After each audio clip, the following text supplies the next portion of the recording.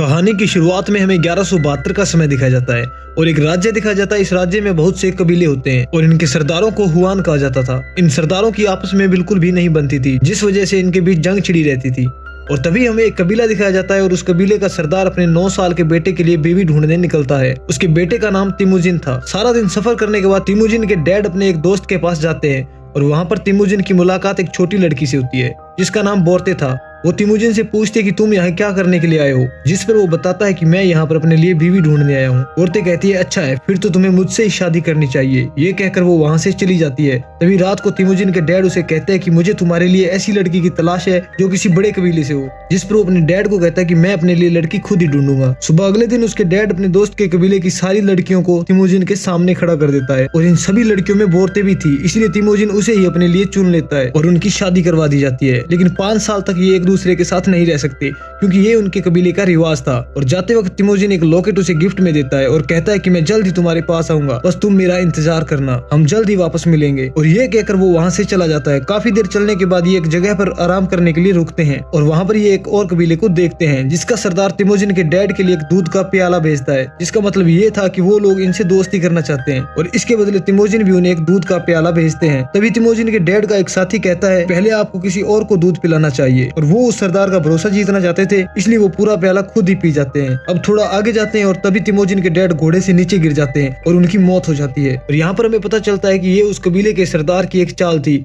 और उसने दूध में जहर मिलाया था। तिमुजिन के डैड के मरने के बाद उनके कबीले के सभी लोग उसकी लाश को वहीं छोड़कर वहां से निकल जाते हैं क्योंकि उनका मानना था कि अब उन्हें अगर जिंदा रहना है तो किसी दूसरे मजबूत कबीले का हिस्सा बनकर रहना पड़ेगा। तिमुजिन के डैड के मरने के बाद उनका एक खास आदमी उनके कबीले के सभी लोगों को अपने साथ ले जाता है और सभी जानवरों पर भी अपना कब्जा कर लेता है। और उस आदमी को जाते हुए तिमुजिन की माँ कहती है कि तुम अच्छा नहीं कर रहे हो और जिस दिन मेरा बेटा बड़ा होगा वो तुम्हें मौत के घाट उतार देगा और तुमसे बदला लेगा। वो आदमी सोचने लगता है कि क्या पता ये बच्चा सच में बड़ा होकर मार दे, इसलिए वो तिमुजिन को मारने का फैसला करता है। पर उनके कबीले का ये रिवाज था कि वो बच्चों और औरतों को नहीं मारते थे, इसलिए वो तिमुजिन की लंबाई नापता है। वो एक पहिए से तिमुजिन की लंबाई नापने लगता है, लेकिन तिमुजिन उस पहिए से काफी छोटा था, इसलिए उसको बच्चा करार देकर छोड़ दिया जाता है। और जाते वक्त वो आदमी तिमुजिन की माँ से कहता है कि अगले साल मैं इसे मारने जरूर आऊंगा। कुछ समय बाद वहाँ पर सर्दी का मौसम आता है और तिमुजिन के पास छुपने की कोई भी जगह नहीं होती और तभी उसे अपने डैड की एक बात याद आती है। दूर पहाड़ पर हमारे देवता है जो हमारी मुश्किल में मदद करते हैं। अब तिमुजिन वहाँ जाने का फैसला करता है और तभी जाते वक्त उसका पैर जमी हुई बर्फ पर पड़ जाता है और बर्फ टूट जाती है और वो पानी में गिर जाता है। अब तिमुजिन डूब रहा होता है और मरने वाला होता है कि तभी वहाँ पर एक बच्चा आता है और वो उसे पानी से बाहर निकालता है, जिससे तिमुजिन की जान बच जाती है और बच्चा तिमुजिन को अपने साथ ले जाता है। तिमुजिन उसका शुक्रिया कहता है। वहाँ पर उस बच्चे का छोटा भाई भी होता है और वो दोनों भाई अपना हाथ काट कर दूध में अपना खून मिला देते हैं और तिमुजिन को पीने के लिए कहते हैं और उसे कहते हैं कि इस दूध को पीने के बाद तुम हमारे भाई बन जाओगे। और तिमुजिन उस दूध को पी लेता है। अब वो 3 भाई बन चुके थे। अब वो आदमी भी तिमुजिन को ढूंढता हुआ वहाँ आ जाता है जो उसके डैड का साथी था और उसे तिमुजिन मिल जाता है और वो तिमुजिन को उठाकर अपने साथ ले जाता है। और अब फिर से तिमुजिन की लंबाई नापता है, लेकिन तिमुजिन अभी भी छोटा होता है और वो आदमी ये फैसला करता है कि तिमुजिन को वो तब तक बंदी बनाकर रखेगा जब तक वो बड़ा नहीं हो जाता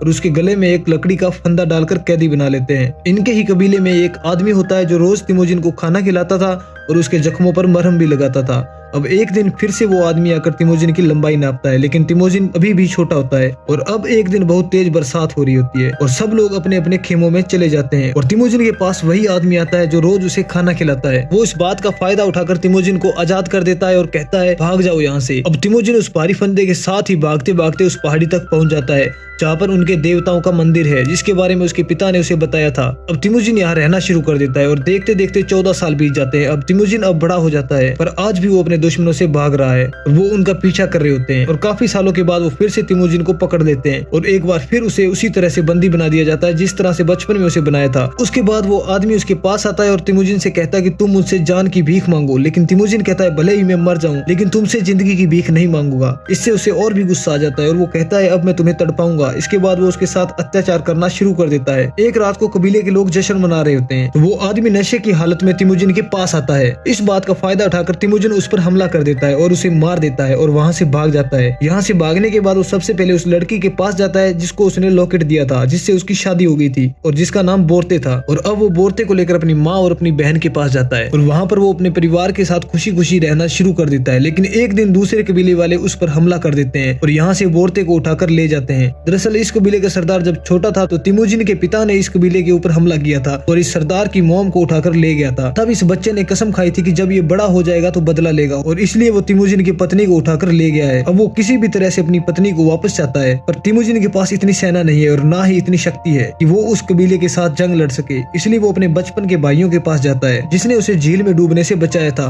और उसे दूध पिलाकर कहा था कि अब हम 3 भाई हैं। उसका भाई कहता है कि हम उस कबीले से लड़ नहीं सकते, वो बहुत शक्तिशाली है, इसके लिए हमें 1 साल चाहिए। तिमुजिन मान जाता है। इसके बाद पूरा 1 साल ये युद्ध अभ्यास करते हैं और 1 साल के अभ्यास के बाद ये उस कबीले से लड़ने के लायक हो जाते हैं। ये इस पूरे कबीले पर हमला करते हैं और उस जंग को जीत जाते हैं। लेकिन तिमुजिन जब अपनी पत्नी के पास जाता है तो वो देखता है उसकी पत्नी उस कबीले के सरदार के बच्चे की माँ बनने वाली होती है। लेकिन तिमुजिन अपनी पत्नी से बहुत प्यार करता है, इसलिए उसे वो अपना लेता है और साथ ही इस जंग को जीतने के बाद जितना भी सामान उन्होंने जीता होता है वो सब लोगों में बांट देता है, जिससे इस जीते हुए कबीले के सभी लोग इनके साथ शामिल हो जाते हैं। अब तिमुजिन का खुद का एक कबीला है, वो सब लोग उससे बहुत प्यार करते हैं। ये देखकर उसके भाई के मन में उसके प्रति जलन की भावना पैदा हो जाती है और एक दिन तिमुजिन के भाई के लोग उनके घोड़े चुरा रहे होते हैं। तभी तिमुजिन के लोग वहाँ आ जाते हैं और वो घोड़े चुरा रहे लोगों पर तीर मारते हैं और एक आदमी को एक तीर लग भी जाता है और वो आदमी वहीं पर गिर जाता है। और जब ये लोग उस आदमी को देखते हैं तो ये तिमुजिन का बड़ा भाई होता है, यानी कि उस 2 भाई में से एक भाई। और जब ये उसके छोटे भाई को पता चलता है कि तिमुजिन के लोगों ने उसके बड़े भाई को मारा है, वो भी तिमुजिन से बदला लेने की ठान लेता है। वो आसपास के सभी कबीलों के साथ हाथ मिला लेता है ताकि वो तिमुजिन पर हमला कर सके, उसे हरा सके। तिमुजिन जानता है कि वो इस जंग को नहीं जीत सकता, इसलिए इस कबीले में जितनी भी औरतें और बच्चे होते हैं वो उन सबको जाने के लिए कहता है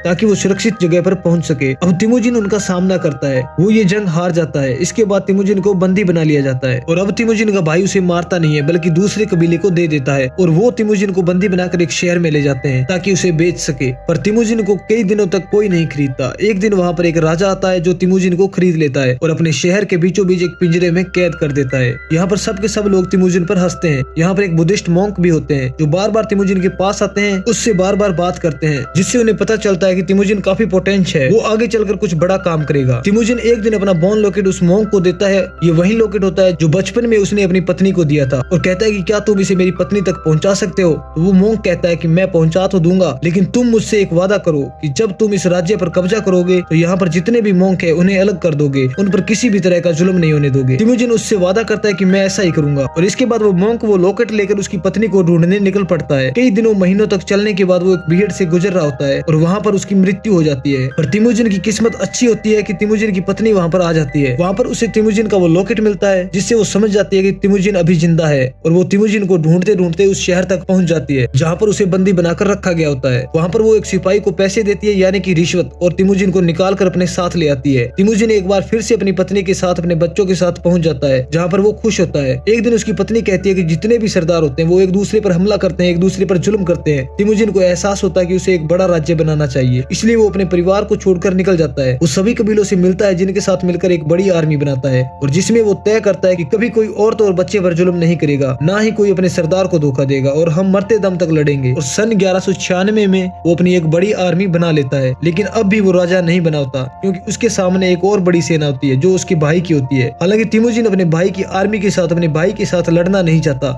लेकिन अब उसके पास कोई भी ऑप्शन नहीं है। इन दोनों सेनाओं के बीच एक भयानक जंग होती है। तिमुजिन जीत जाता है, लेकिन वो अपने भाई की सेना के जो पकड़े हुए सैनिक होते हैं उन्हें मारता नहीं है, बल्कि अपनी सेना का एक हिस्सा बना लेता है। जबकि अब से पहले ये रूल हुआ करता था कि पकड़े हुए सैनिकों को मार दिया जाता था। वो अपने भाई को भी पकड़ लेता है, जिसे वो बंदी नहीं बनाता बल्कि उसे छोड़ देता है। और 1206 आते आते वो पूरे मंगोल का राजा बन जाता है, जिसके बाद तिमुजिन को चंगेज खान के नाम से जाना गया। हालांकि उसने पूरी दुनिया पर राज किया, पर चंगेज खान एक क्रूर इंसान था जिसने हजारों लाखों बेगुनाह लोगों को मारा, जो कि इंसानियत के लिए एक शर्म की बात है। और इसी के साथ इस मूवी का अंत हो जाता है।